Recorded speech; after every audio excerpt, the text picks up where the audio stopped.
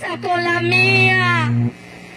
Nuestra biodiversidad, raíces de Asháninkas y colonos somos.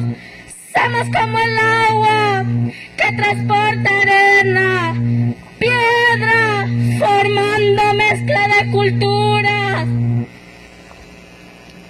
¿Dónde está Sotorongo? Desapareció. ¿Dónde estás, gallito de las rocas? Desapareció. ¿Dónde estás, doncella?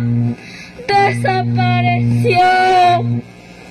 ¿Dónde estás, caoba?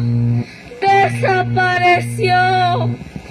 Tierra que surca mis esperanzas, sin ti nada vale.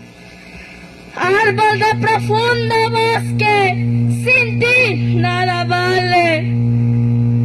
Agüita cristalina y murmuradora, sin ti nada vale. Oh, gentes indiferentes, si nuestros bosques nos dan alegría, ¿por qué lo destruyes? Si nuestras aguas nos dan la vida, ¿por qué los sangras? Si nuestros vientos nos dan el respirar, ¿por qué lo hagas?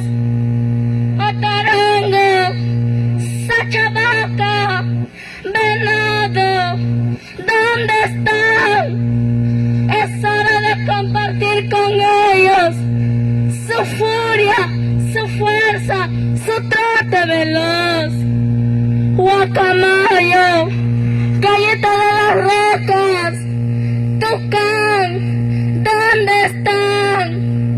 Es hora de compartir con ellos su canto de libertad. Cova, cedro, orquídeas, ¿dónde están? Es hora de compartir raíces profundas de tierra floreciente. Porque bosque soy y sigo siendo bosque. Mariposas, luciérnagas, abejas, ¿dónde están? Es hora de compartir con ellos su luz de amanecer. Oh, demonios fantasmales, no ahoguen nuestro espíritu. De nada sirve el dolor, de nada sirve el sufrimiento. Basta de llorar, basta de gemir, porque bosque soy y sigo siendo bosque. Pashari, Lushima, Asháninkas, es hora de decir al mundo, esta es nuestra voz, nuestra existir, nuestra luz, nuestra vida, nuestra verde esperanza.